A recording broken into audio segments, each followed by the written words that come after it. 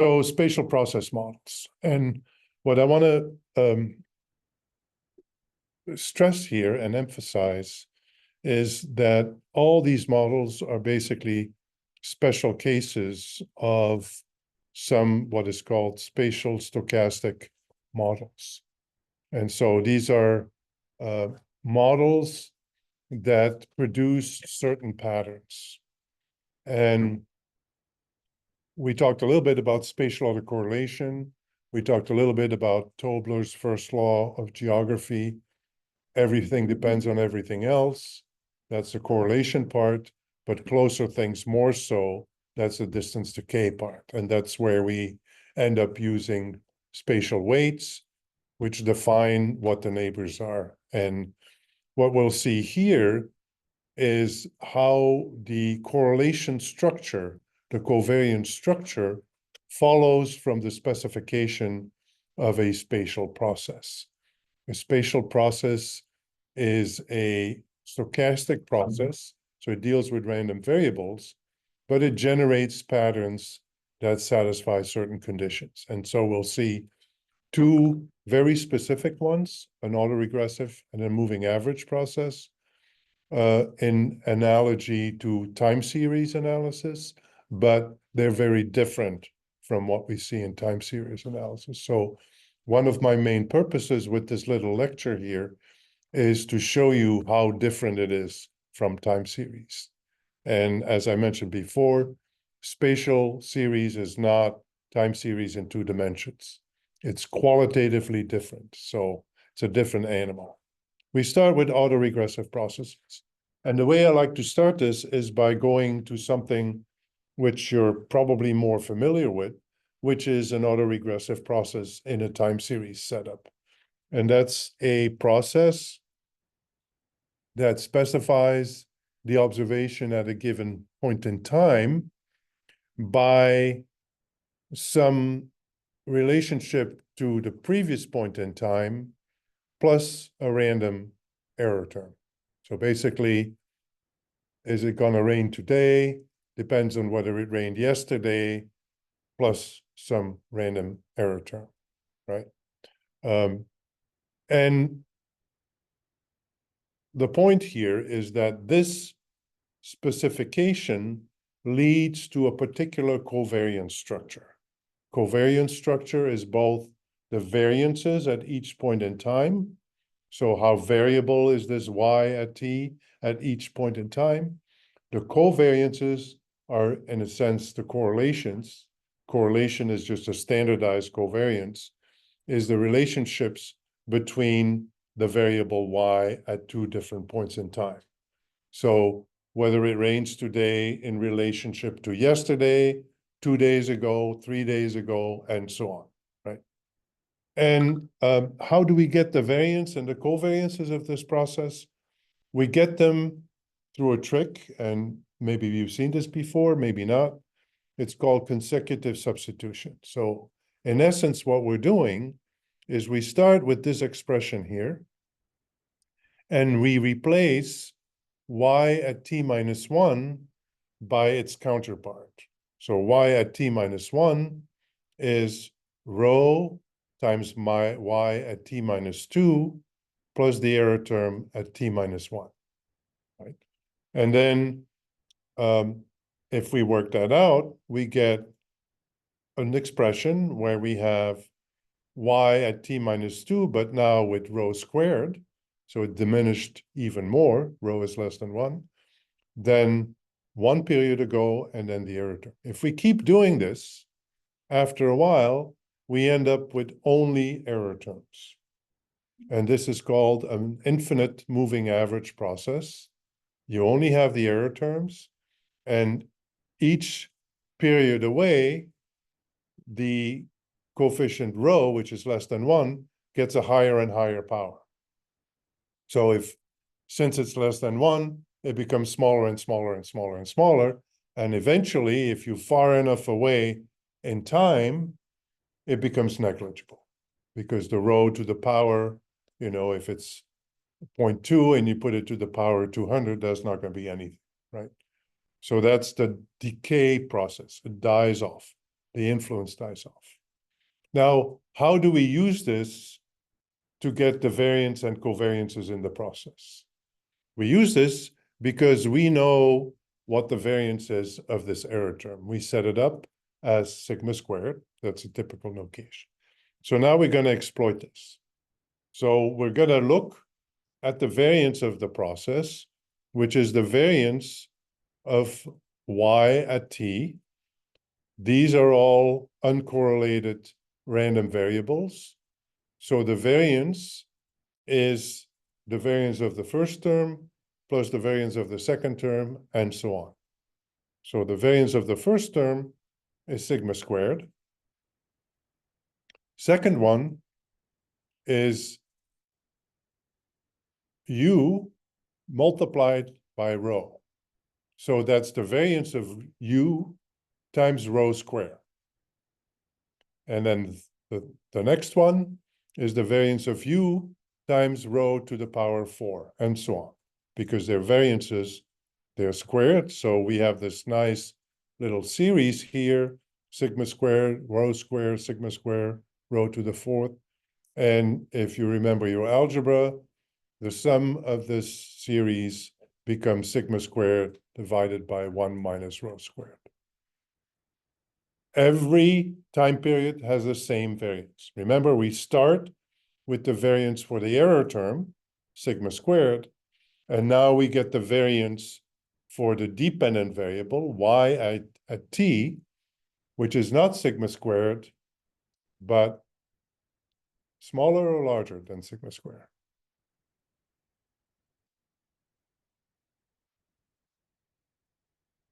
What are we dividing by?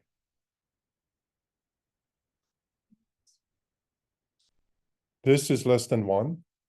So this is 1 minus something that's less than 1, which is also less than 1.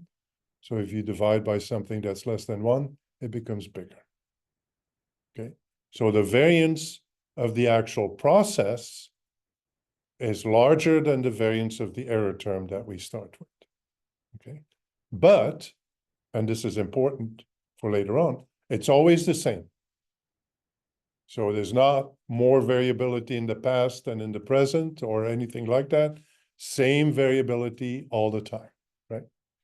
Now the covariances. And here we're going to play a little trick. Again, we're going to replace y at t by its expression. This is a population expression. Wait, this is not an estimate. That is how it's specified. So rho at y at t minus 1 plus the error term.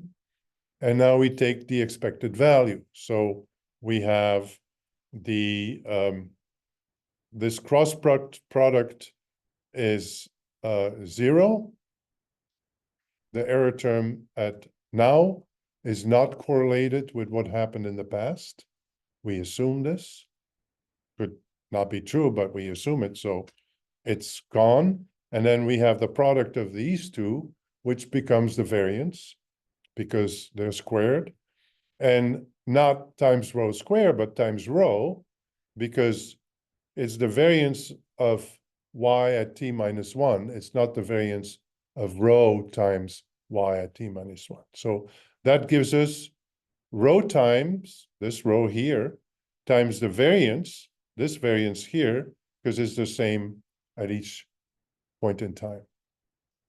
And if we repeat this exercise for points that are s periods apart, we get rho to the power s times this variance, always the same variance.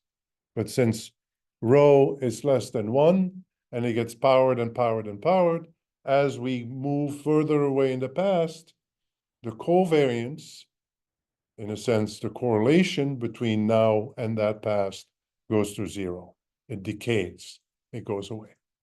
So that's the standard time series case. What it gives is a covariance matrix with a constant diagonal. The variances are the same everywhere. And then these bands of covariances decreasing with moving further away in time. Very nice bands. Everything that's one period apart has this correlation, covariance. Everything that's 2 periods apart has rho squared times this variance, okay? Everything that's S periods apart has this expression. So these, if you think of the covariance matrix as a square, and every cells that are one apart are 1 period apart, cells that are 2 apart are 2 periods apart, then you can see these bands in the covariance matrix, but they're always the same value. Okay. In space, as I like to say, things get complicated very quickly. Okay. Even in one dimension, we have 2 different ways of doing things. Okay. You might think of the simplest case is this one, where you have observations on a line. And let's say we call this one observation at I. Then we have I plus 1 to the right, I minus 1 to the left, I plus 2, 2 steps to the right, I minus 2, 2 steps to the left. So I has 2 neighbors, I minus 1 has 2 neighbors, but I minus 2 only has 1 neighbor. So that doesn't happen in time. In time, it's always the same. You have 1 period before, 2 periods before. It's not like 2 periods before has more observations than 1 period before. It's always the same thing, right? So that's the first difference. Now you can fix this artificially by making it a circle. In other words, this is called a torus in geometry. You connect this one to that one. So you connect the I minus 2 to I plus 2, and now we have a circle. On the circle, every observation has exactly 2 neighbors. Okay. So on the unclosed line, if you wish, not everybody has the same number of neighbors.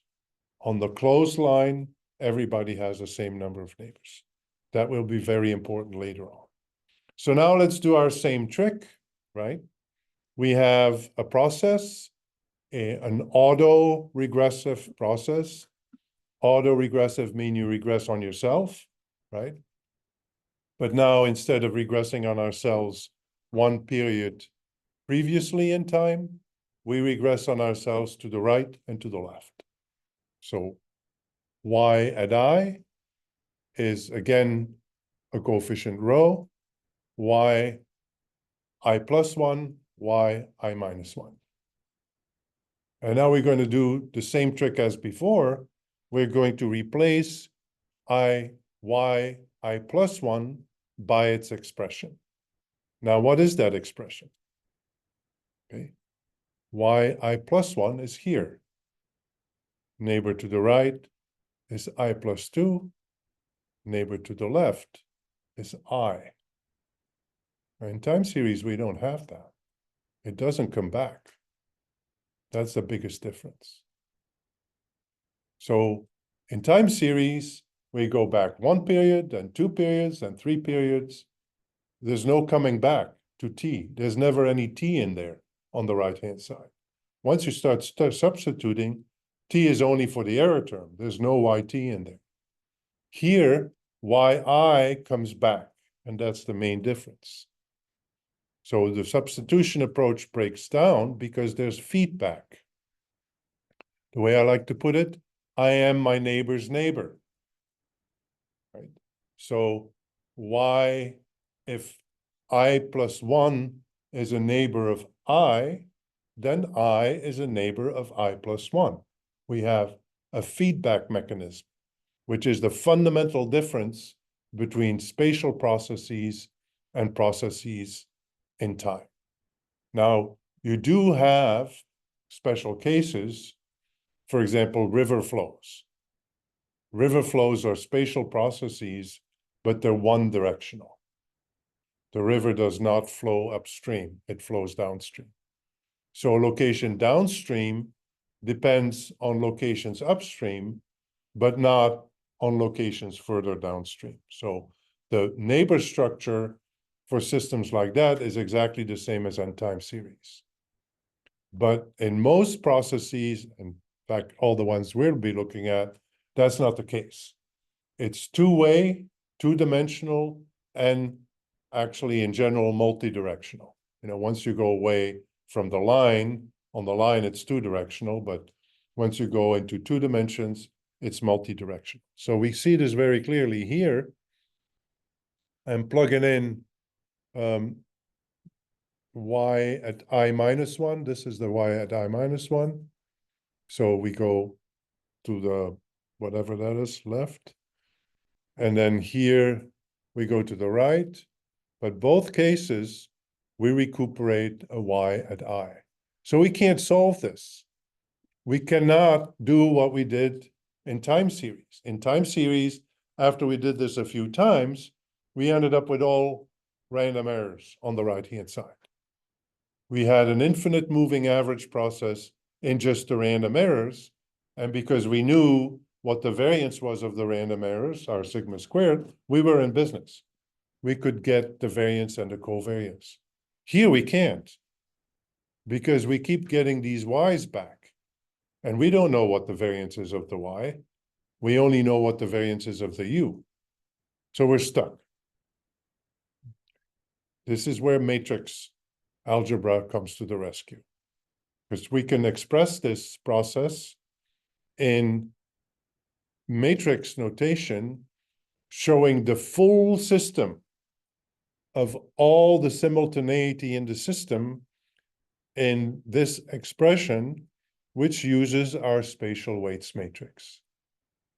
So think about this for a second. First row, first element, y1, right? What does this say here? It is a sum of the neighbors of y1 as expressed in our spatial weights matrix. So whichever are the neighbors of y1, let's say they're 2 and 5, then y2 and y5 are picked up out of this vector and multiplied by the coefficient row.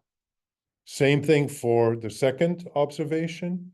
It picks up the neighbors using this W and creates the spatial autoregressive term.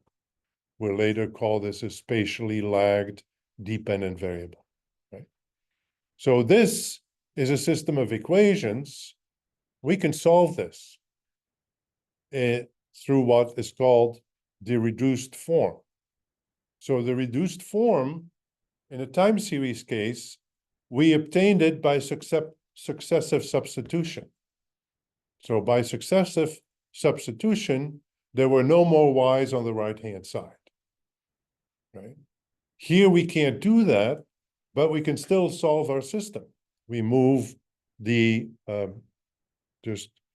we move this term over to the left-hand side, so it becomes minus rho wy. We pre-multiply the vector by an identity matrix, and then we move the whole thing over by the inverse operation. So now we have a reduced form. On the right-hand side here, there's no y's. Only error term u.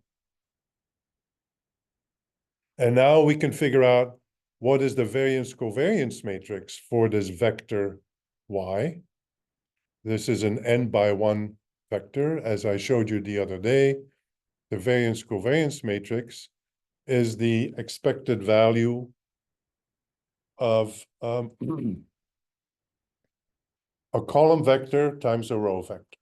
So n times 1 by 1 times n is a square n by n.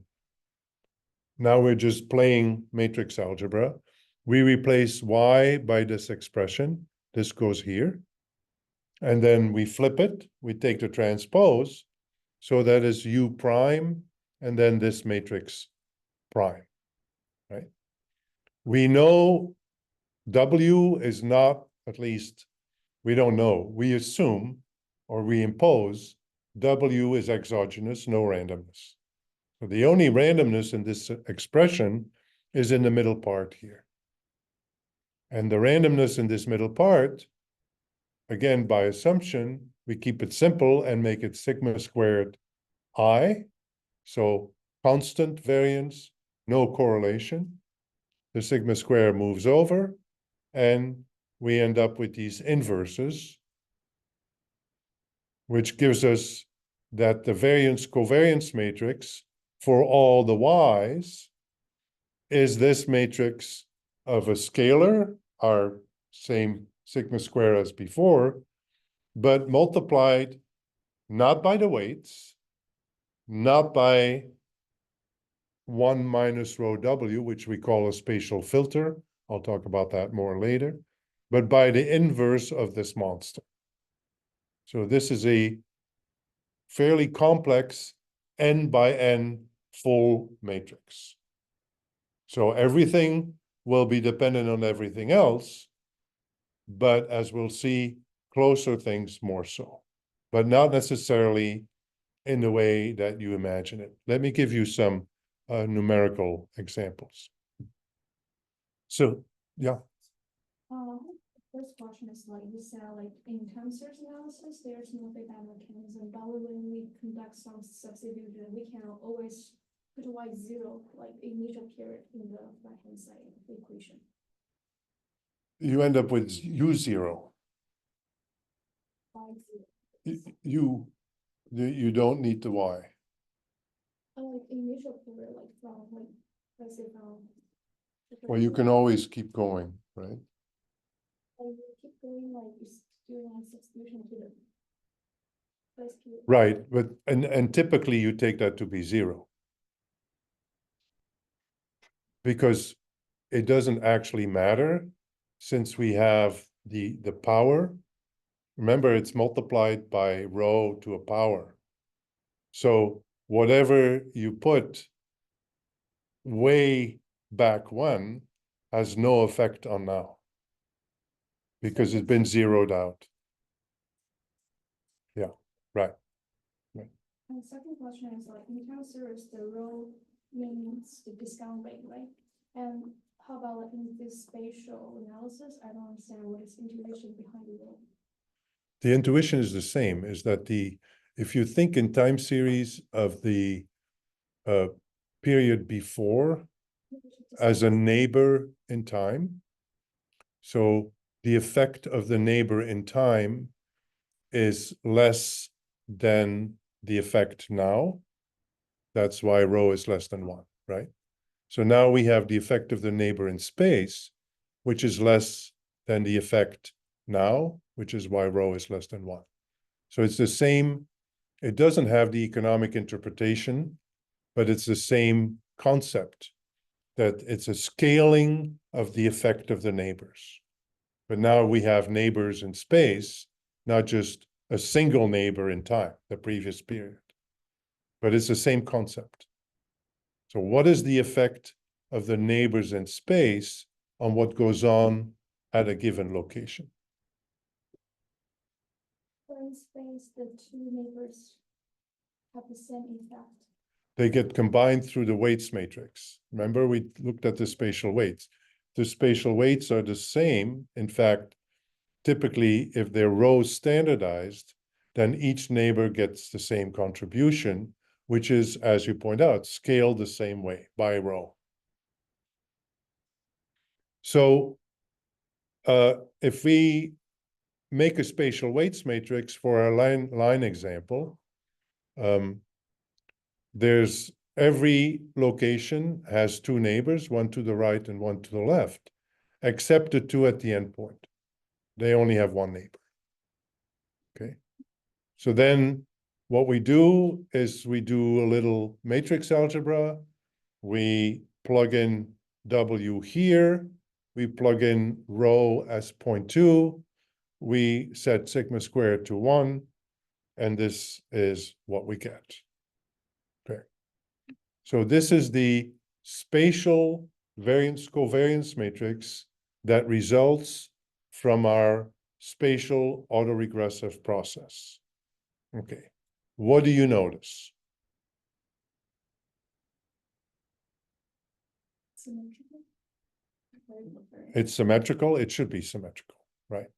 I mean, I am, spatial correlation is a symmetric property. Yeah. You seeing something?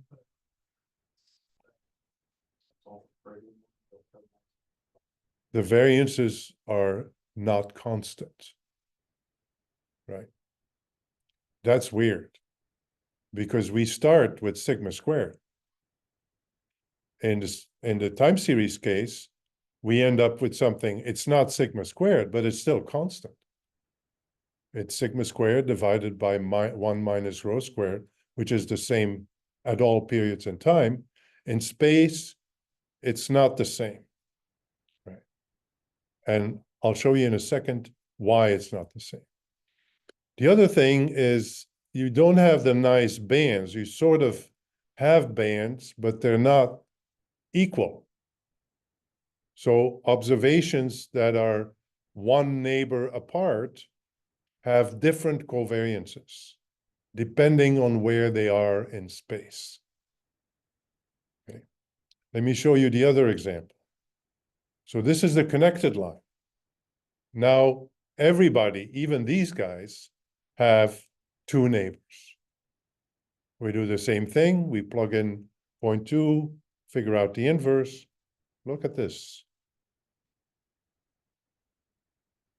So whether or not the diagonal are constant has to do with the neighbor structure. If they all have the same number of neighbors, then we don't have this non-constant variance, which we will later call heteroskedasticity. Somebody's ringing my doorbell. Sorry.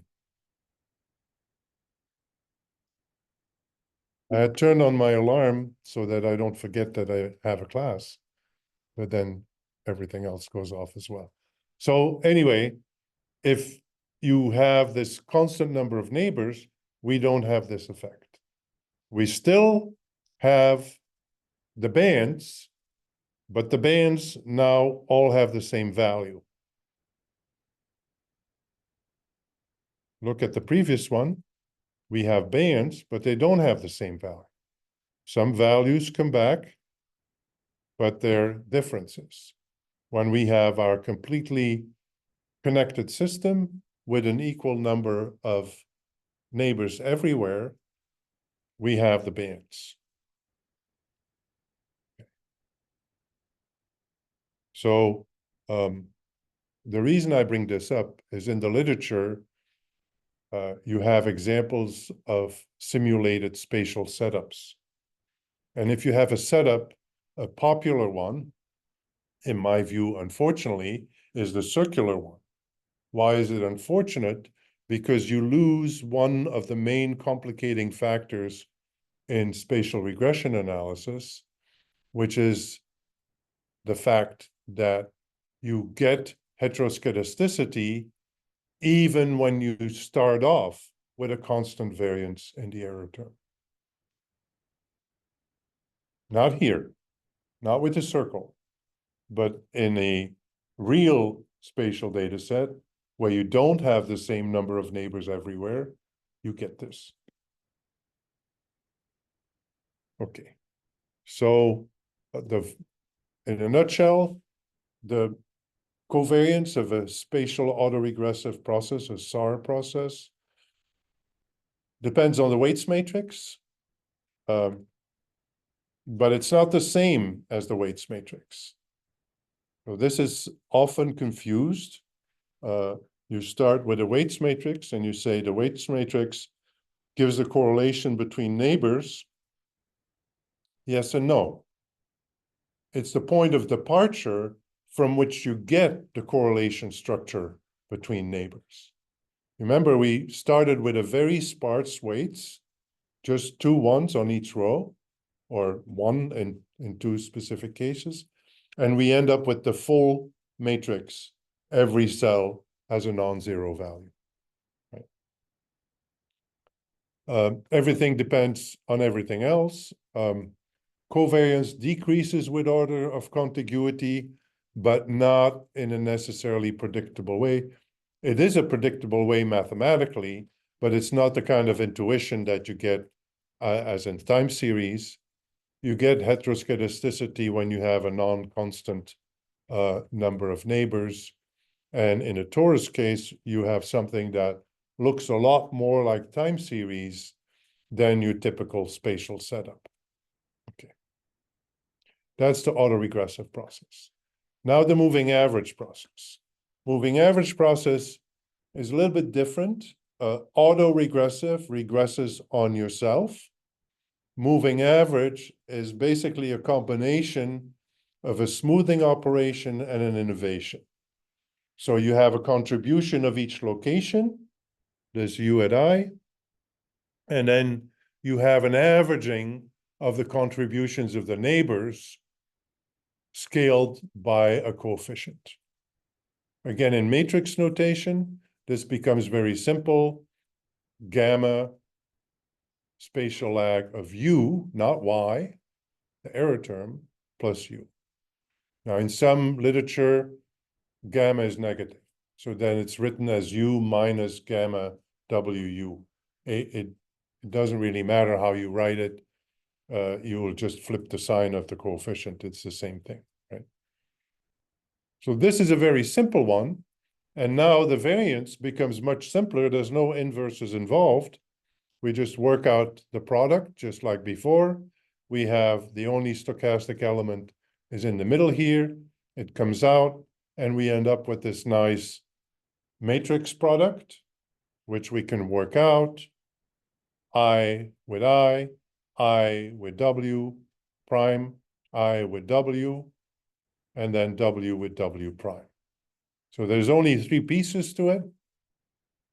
First piece, only diagonal, no neighbors. Second piece, only first order neighbors, W and W prime.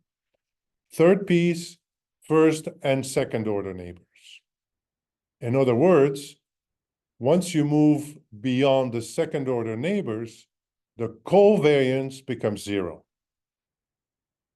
Very unlike autoregressive process where everything is correlated with everything else.